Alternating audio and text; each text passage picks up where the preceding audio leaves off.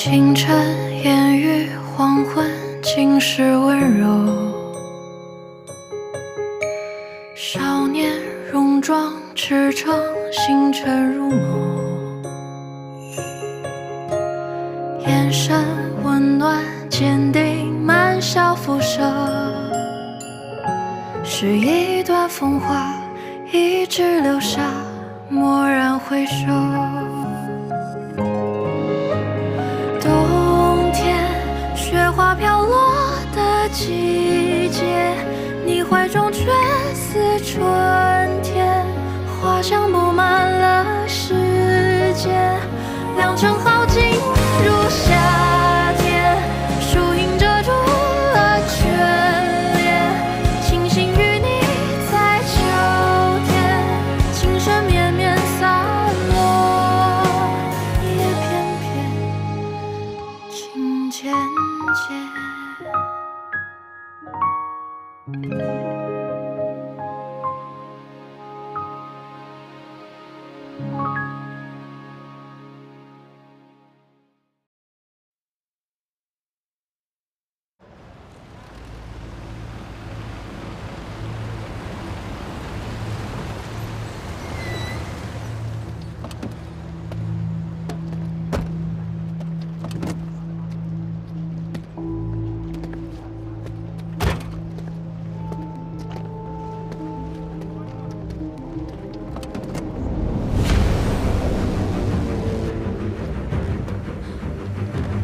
姓谭的，你想干什么？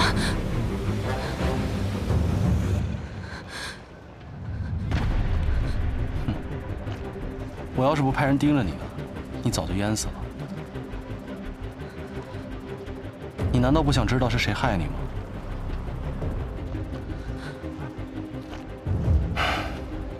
你跟我走，去见一个人。你应该见见他。关门。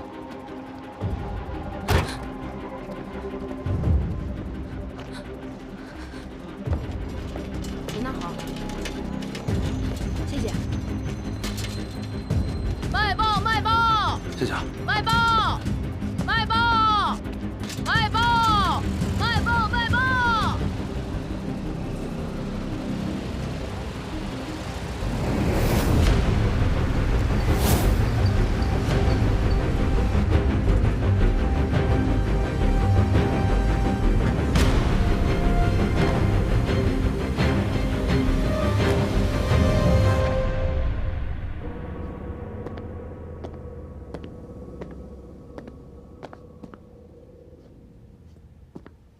哎，先把自己饿死。哎呀，我是饿得不行了。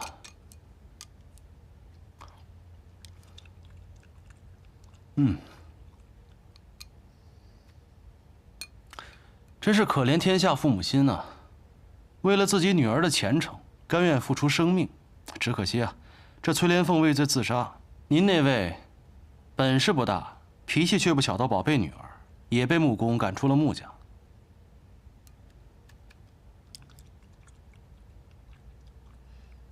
怎么，不信啊？哎呀，这个时候，穆婉婷应该是在上海到香港的轮船上，可是在她上船的时候，却被人故意推进海里。你说这个事儿会是谁做的呢？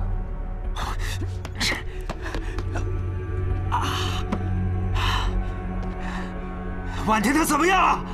别着急，别着急啊！算他命大，被民团的兄弟给救了。哎呀，这穆家对外公布崔莲凤暴病而亡。至于穆婉婷的身世，至今绝口不提。除了穆家的人，只有参与过审讯的我和徐伯钧知道此事。你说，是谁会对落了难的姑娘赶尽杀绝呢？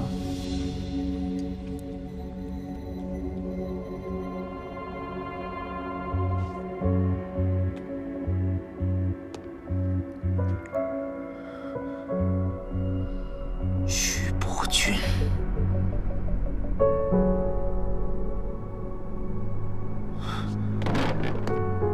他答应过我，说要把婉婷娶进督军府去的，还说会亲自去提亲。是啊，那是因为当年穆婉婷的身份并未暴露，徐伯钧对付革命军也需要穆家的支持，有你没你啊，他都会去向穆家提亲的。只是此一时彼一时，现在穆婉婷的身份成了一个巨大的隐患。如果有心人顺藤摸瓜地查明了当时的真相，那对他来说可是一个大危险啊！所以，当然会除之后快了。他耍我！嗨，10年前你就应该知道他是这样的人。他骗得了穆致远，也骗过罗督军。你一个小小的帮会老板，算得了什么呀？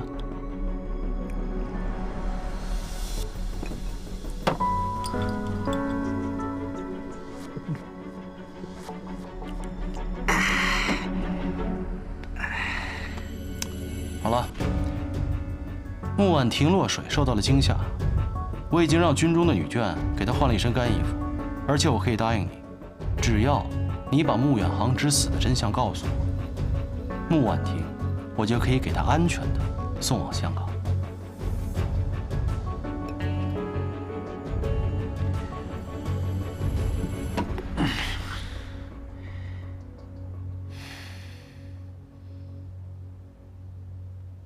我可以答应你的要求，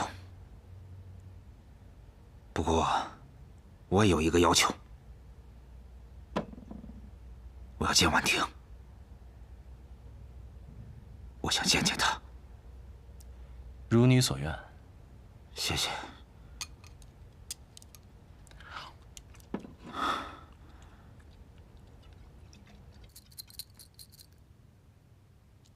谢谢。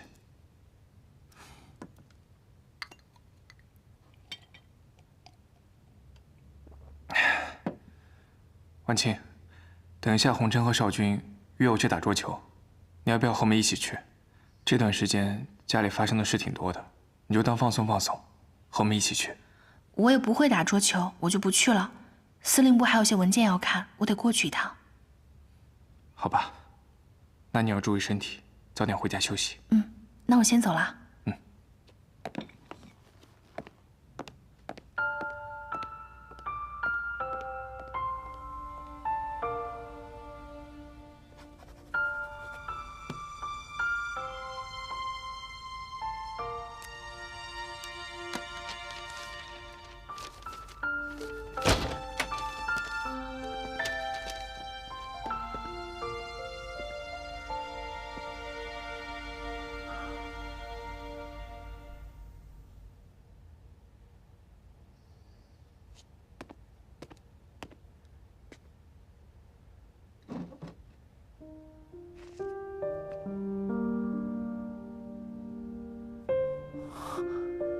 谭司令，能不能让我和婉婷单独待一会儿？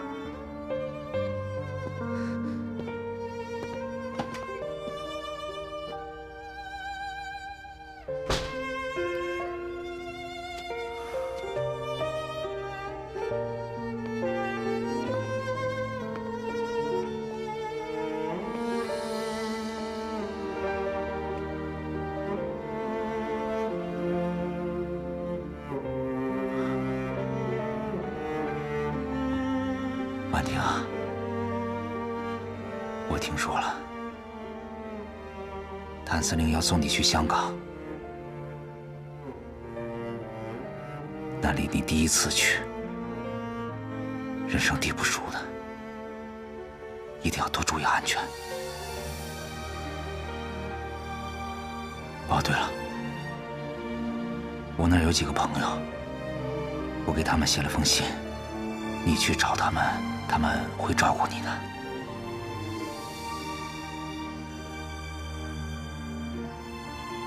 不必了，我对你那些狐朋狗友没兴趣。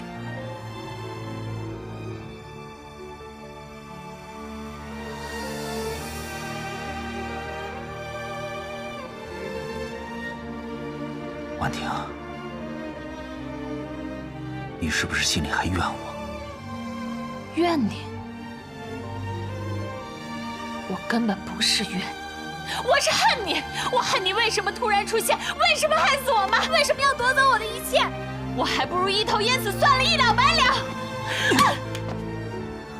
你居然敢打我！你凭什么打我？你得活着。对，我是没资格打你，我这一巴掌是替你娘打的。你可以不在乎我的性命，但你不能不在乎你娘的性命。她是拼了自己的性命，才给了你这条生路的。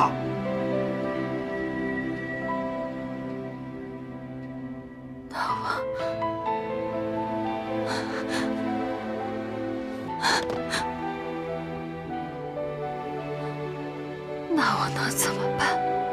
我现在失去的一切，都是拜你所赐。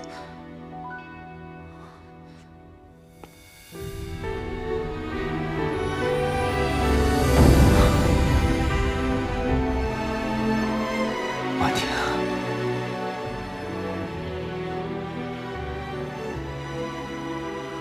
婉婷，我知道。我不是个好父亲，可是我今天见到你，我就是想告诉你，我这一辈子，我所做的这所有的一切，我都是为了你啊！你知道吗？我巴结徐怒君，为他做了很多坏事。就是想让你有一个好的前程，我希望你能够嫁到督军府里去。可事到如今，还是竹篮打水一场空啊！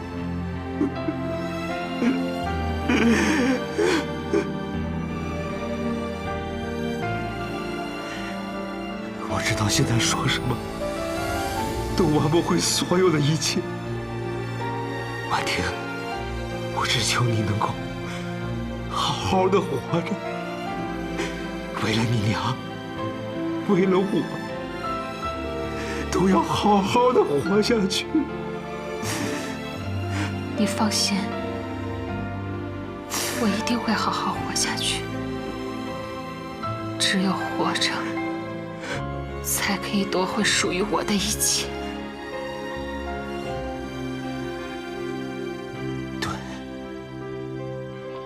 婉婷，来，起来，来，快起来，地上凉，起来。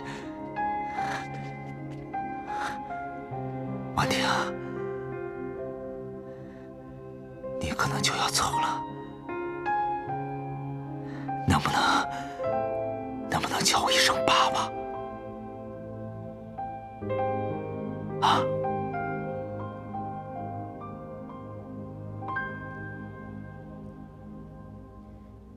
不，你根本没资格当我爸爸。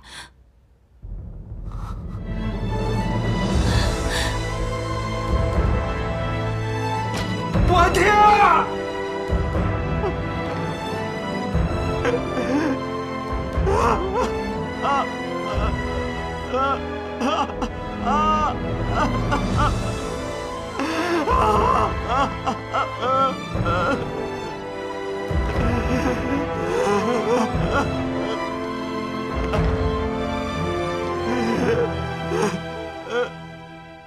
一片忠心，却所托非人，后悔吗？难道这就是人生？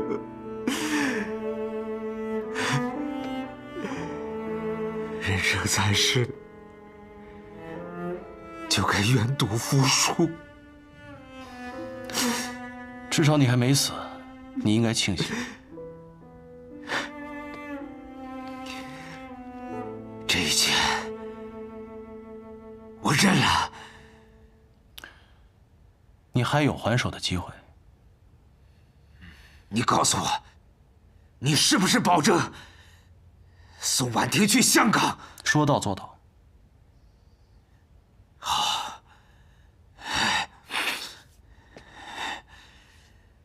大华银行57号那个保险柜里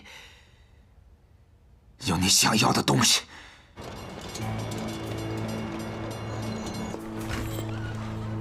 谭司令，这是您要的东西。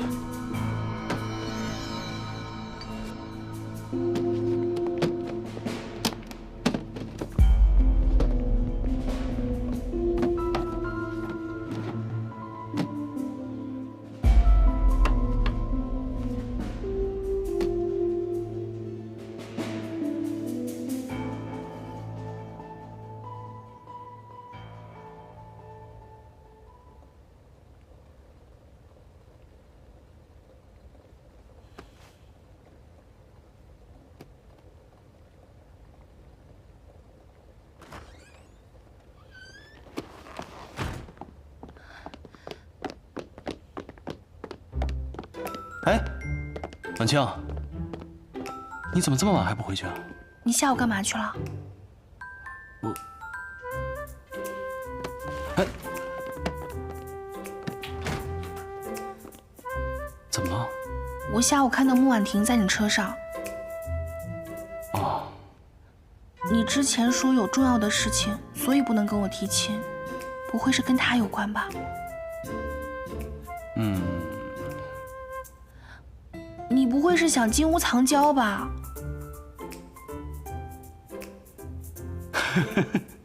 你笑什么？我又不傻，我藏谁也不能藏他呀。那你还想藏谁？哎，不是，动动脑子，我都有你了，我怎么还会喜欢其他女人呢？吃什么醋啊？那我也是个女人啊，我也会吃醋的。你至少告诉我，你是不是有什么事情瞒着我？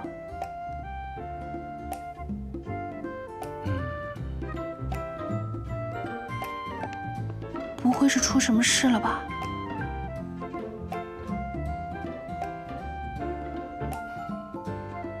来，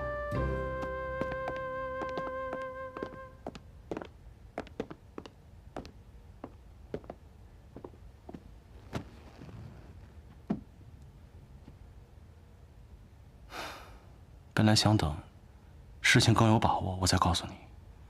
但既然你看见了，我如果不说，你可能会乱想。到底怎么了？害死你哥哥的凶手另有其人。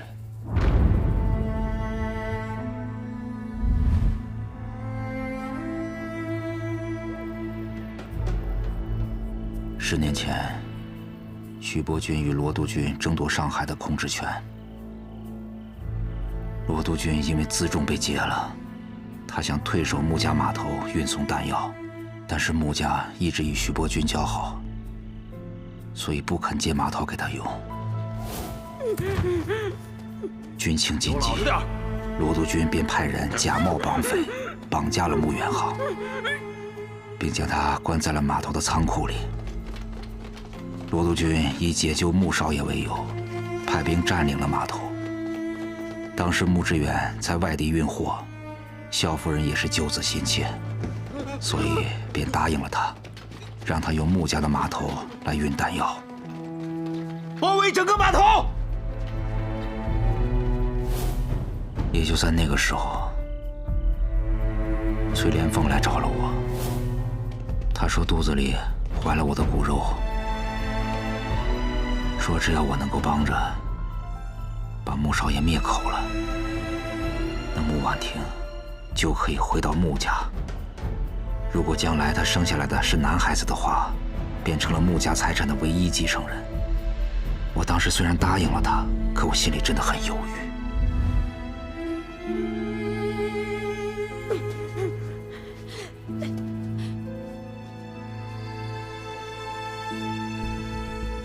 谁知道，没等我下手，徐伯钧就动用火炮，开始轰炸码头了。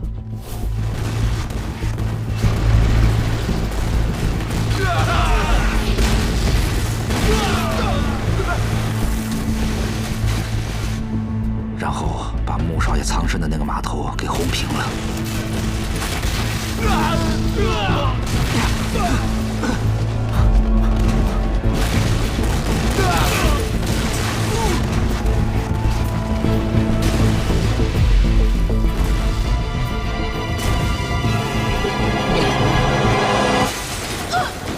穆也当场身亡了。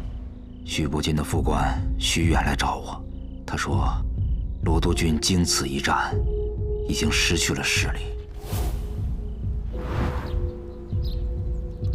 罗督军现在大势已去，只要你一口咬定穆远航的死就是他罗督军所为，我们徐督军一定会保你荣华富贵。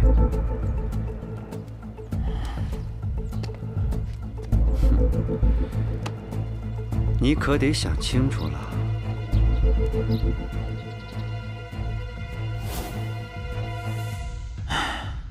我当时昏了头，也没有别的办法，所以就答应了。在徐伯钧的授意下，我趁乱进入了已经被炸毁的仓库，找到了穆远航的尸首，并且在他的胸口又补了2枪。而且我把他的手表向后拨了2个小时。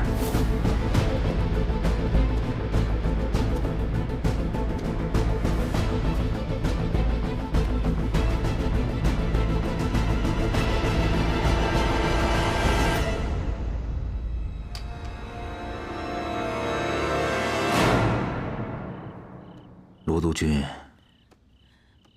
战败退兵，徐伯钧终于占领了上海，双方因为穆少爷的死而纠缠不清，对簿公堂。穆少爷尸体被炸得已经是面目全非了，而且当时没有什么目击证人，案子一度陷入了僵局。后来京市警察厅在穆少爷的身上发现了2处弹孔，法医鉴定死亡的时间是下午1点钟，而穆少爷的手表却是因为轰炸停在了下午3点钟。警察厅因此判断，轰炸是穆少爷死亡后2小时以后发生的。最后，这件案子被判为罗督军撕票在先，徐伯钧轰炸码头在后。罗督军也因为撕票杀人而罪名得到了落实，失去了他在北京政府的所有头衔，而他的官职也都被徐伯钧给代替了。徐伯钧也知道，如果你母亲帮助罗督军运来了弹药，那胜负就变得未尝可知了。成王败寇，一念之差，所以他抓住罗督军弹尽粮绝的机会，选择了舍弃你哥哥的性命。婉清，我这儿虽然还有一个证物，但是我们今天不看了。看，关于我哥哥的证物都要看。你们看到的这段影像是一个外国记者在仓库对面拍黄浦江的时候留下的，他刚好记录了徐伯钧轰炸仓库时的情景。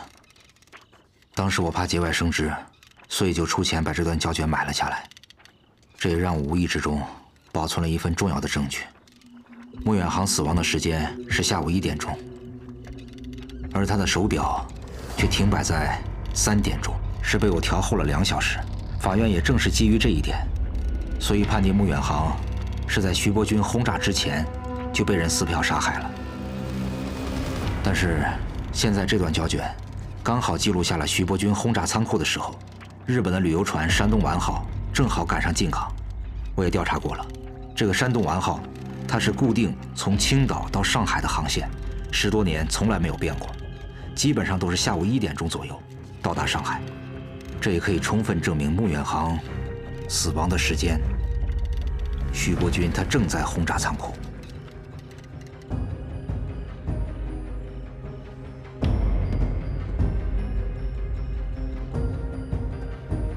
这份胶卷被你保存在租界银行的保险箱内10年，你应该知道它的分量。那你为什么自己宁愿去死，也不把它拿出来威胁徐伯钧，保住自己的命呢？这一点也正是我想提醒你的。你不要以为有了这份证据，你就可以扳倒徐伯钧。我告诉你，就凭你一个上海司令的身份，你做不到的。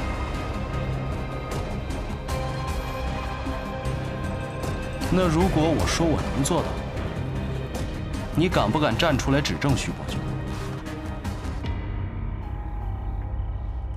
玄林，没事。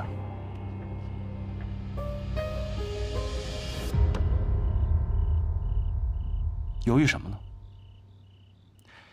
徐伯钧还不知道穆婉婷没死呢。只要徐伯钧在位1天，穆婉婷就只能漂泊在外。如果扳倒了徐伯钧，这儿就是我的地盘了，那穆婉婷还有可能回来。你难道不想再见到她吗？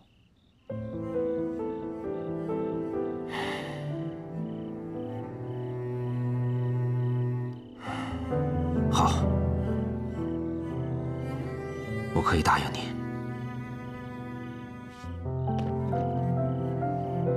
反正我已经是死过1次的人了，我出庭作证。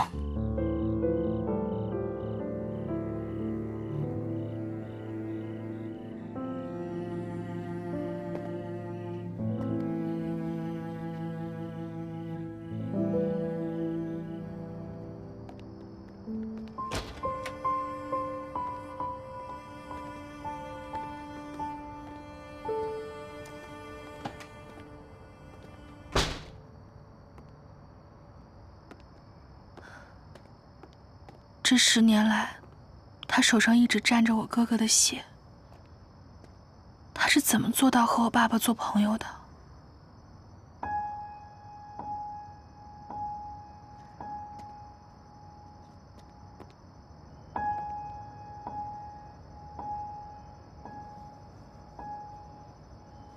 婉清，在徐伯钧眼里，所有人都是可以被利用的棋子。他跟你爸爸交好，只不过是贪图穆家的财力。他就是个畜生。我知道这件事情对你影响很大，我才一直犹豫要不要告诉你。谢谢你。如果不是你，我都不会知道真相。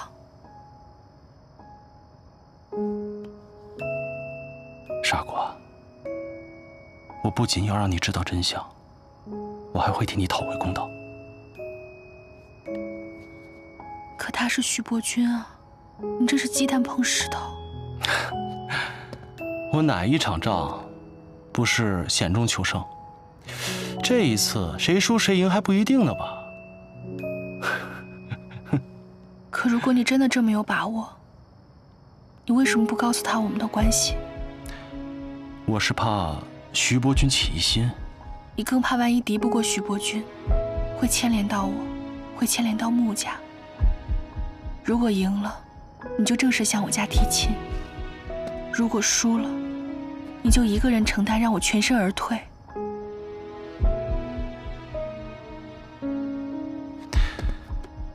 婉清，我和他之间终有一战，所以即便没有你哥哥的事情，我们都不可能维持下去的。所以不管我反与不反，他早晚都会对我下手的。所以你说的一辈子，是赢了才有一辈子，输了就没有了，对吗？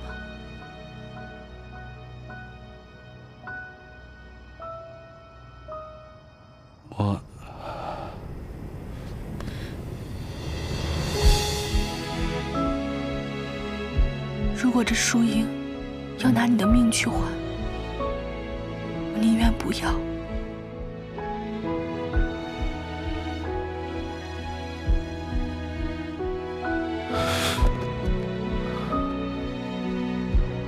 傻瓜，你放心，我一定会扳倒徐伯钧，我也一定会向穆家提亲。说好了一辈子，一天都不会少，啊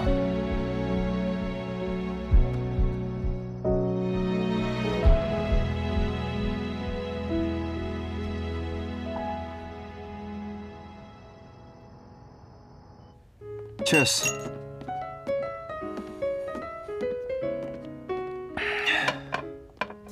洪琛约我打球不奇怪，但是少君，你向来不喜欢这些，这一次怎么也跟着他来了？你住院期间，北京都闹翻了，咱们的几位副帅本来说好要建立5省联军，但是徐伯父捏着穆家的军饷不放。现在的5省联军是貌合神离，眼看着革命军就要过长江了，咱们还是一盘散沙。你是不是要我劝劝我副帅？可以吗？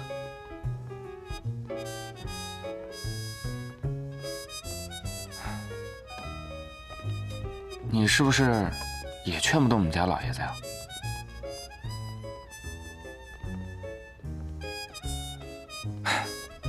算了，今天呀，我们不聊国家大事。我约你们出来呢，也是为了庆祝你出院的。军饷的事，就让老爷子们操心去吧。来。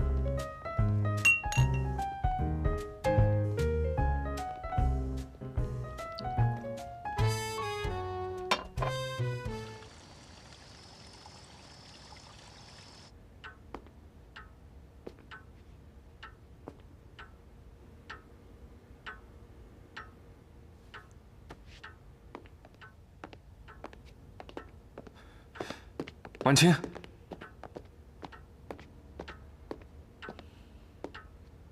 你回来了。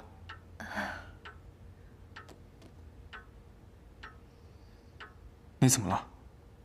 啊，没事，今天有点累了。啊，你这么晚回来，我有点担心。以后加班我陪你。哦，不用。明天早上上班你不用等我了，我自己去。我先上去睡了。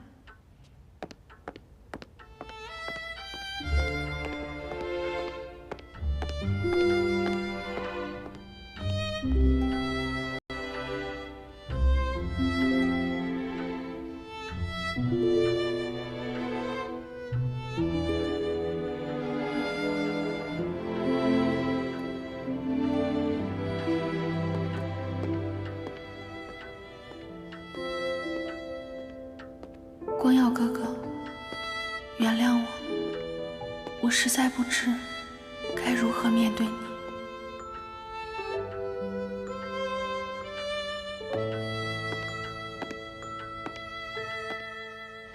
卖报！卖报！卖报！卖报！卖报！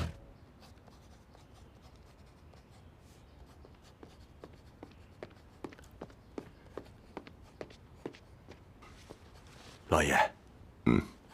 福生的船到了吗？没有啊，他们的泊位还取消了。我刚刚打电话问过，福生的老板跟我说，现在有人愿意以咱们7成的价格给他们供货，所以他们把咱们的订货单给取消了。还有啊，中午咱们有2个纱厂要到约定的供货商那里取棉花，可是却被告知棉花已经被人高价买走了，买主给的价格比咱们高出了3成。现在，除非是咱们也提高收购价格，否则那些供货商他宁愿是赔咱们违约金，那也不会给咱们供货的。高价买入，低价售出，什么人会做这种赔本的买卖？老爷，我听说是日本的商会接洽的。日本商会？日本人不是在青岛做生意吗？怎么也跑上海来了？他们想到上海来做生意，连个招呼也不打，现在还这么高买低卖的，这不摆明了是坏规矩吗？他们恐怕不只是坏规矩，他们是想吃独食，把对手斩尽杀绝。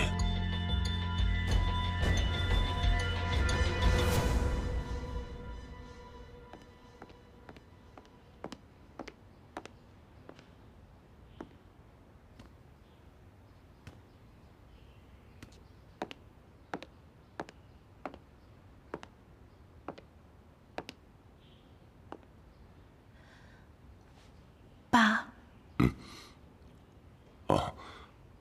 婉清，我听穆管家都说了，我有一个办法，我觉得可以试一试。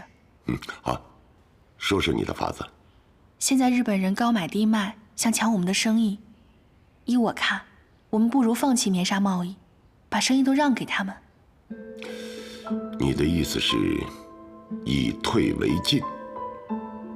是，如果我们放弃棉纱贸易，那我们的客户自然会去找价格最低的棉纱。那如果他们都买日本人的棉纱，那他们这高进低卖的把戏还能玩多久？就算是金山银山，也耗尽了呀。问题是我们的工厂得停工啊，工厂停工的损失那可是巨大的。我们用不着停工，我们只是把生产出来的棉纱先囤积起来，等他们的钱花完了，棉纱供应不上来了，我们就马上占领市场，反败为胜。是个不错的办法，可唯一的风险是，我们不知道日本人能够撑多久啊。我相信他们撑不了多久，像他们这样烧钱占市场，肯定会节省一切内部开支，那必定会克扣工人的工钱。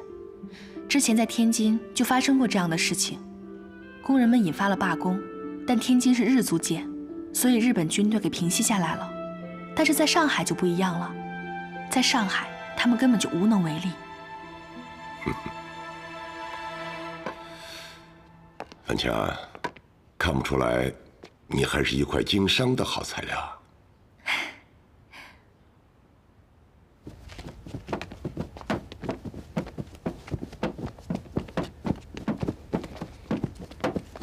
发薪水了，发薪水了！快来拿薪水啊！都有，别抢，都有。对呀，怎么少10块啊？是啊，怎么就20？应该是30啊，怎么就给我们20啊？刘管事，我们钱怎么少啊？我们说好的团契上的工资是30块，怎么就给我们发了20啊？给你了就拿着，就是哪那么多废话？每一块钱都有我们自己的用处，你少给我们10块钱，你说这10块钱是不是让你给我们扣了？你少给我胡搅蛮缠啊！嫌少啊？嫌少你别干！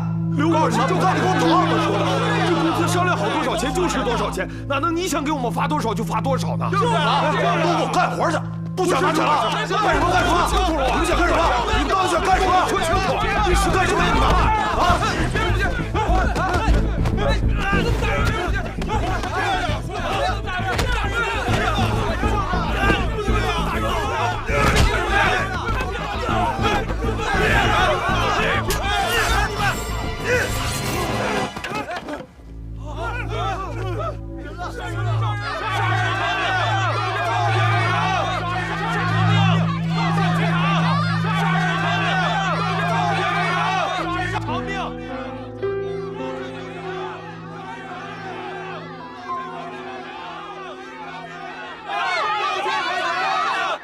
开酒！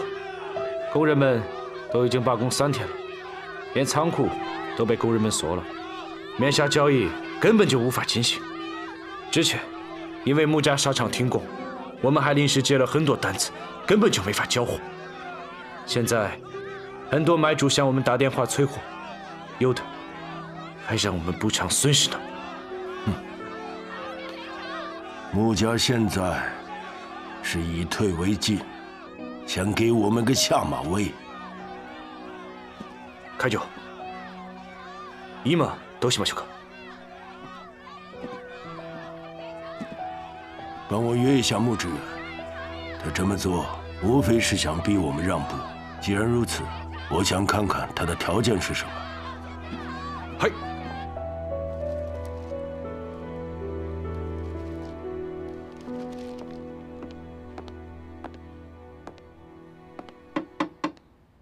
婉清，爸，您找我。快来，婉清，坐。婉清，你判断的不错，日本人果然是搬起石头砸了自己的脚。他们垮得比我想象的还快，可见对工人的剥削到了什么程度。真是多行不义必自毙。婉清，你没做过生意，怎么会知道这些呢？我之前在日本就学完了经济学，后来又在东京的期货交易所实习过，所以像他们这种急功近利的手段，我见得太多了。不管是什么样的生意，要是忘了买卖的本质是赚钱，不愿意稳扎稳打的经营，那失败是早晚的事情。你才20岁，就修完了大学的全部课程。我是16岁的时候被大学特招的。婉清，这些事情为什么没告诉爸爸呢？我以前总觉得自己是寄人篱下，就不太好意思开口。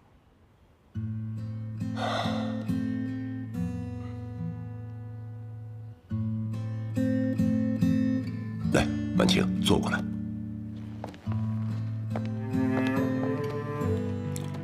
婉清，你是爸爸的女儿，怎么会是寄人篱下呢？爸爸知道，这些年欠你和妈妈的太多，可这个世界上没有买后悔药的。爸爸现在的身体是一天不如一天了，你是爸爸唯一的亲人。爸爸希望你能够帮穆家打理生意，穆家的将来全靠你了。爸，你也操劳大半辈子了，我这个做女儿的也是时候分担了。爸爸知道你是个好孩子，可如果要是帮爸爸打理生意，要不要和光耀先通个气？你毕竟是光耀的私人秘书。我觉得我要是接手了穆家的生意，还是辞去秘书的职位比较好。为什么？现在上海主事的是谭司令，爸你也知道，徐督军一直对谭司令有防备，派光耀哥去当督办也是为了盯着他。那如果我接手了穆家的生意，难免会和谭司令经常打交道，我怕引起督军府的猜疑。这样的话，倒是让你两头为难了。所以不如我主动辞职，置身于他们的纷争之外。做生意嘛，就得不偏不倚。不愧是爸爸的好女儿啊，爸爸都没想到这一层。我身上流着爸爸的血，当然是跟您学的呀。哦，那爸，你接下来打算怎么做？想必日本商会的那个山下会长，现在正在往工部局我的办公室里打电话呢。爸爸留在家里呢，就是不想接他的电话。看来爸爸是已经有主意了。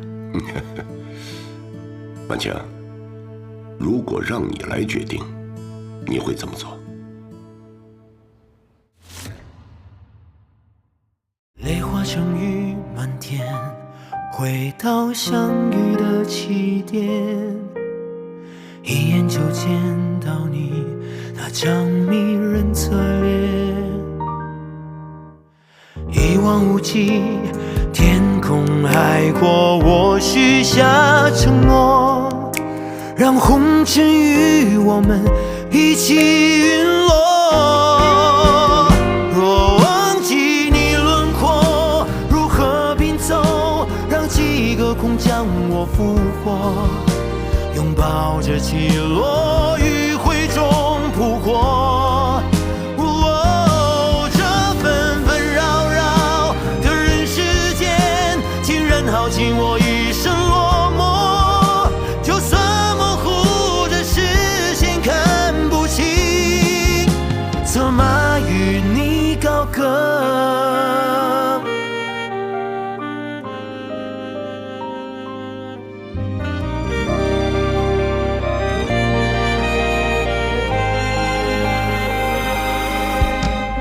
泪化成雨满天，回到相遇的起点，一眼就见到你那张迷人侧脸，一望无际，天空海阔，我许下承诺，让红尘与我们一起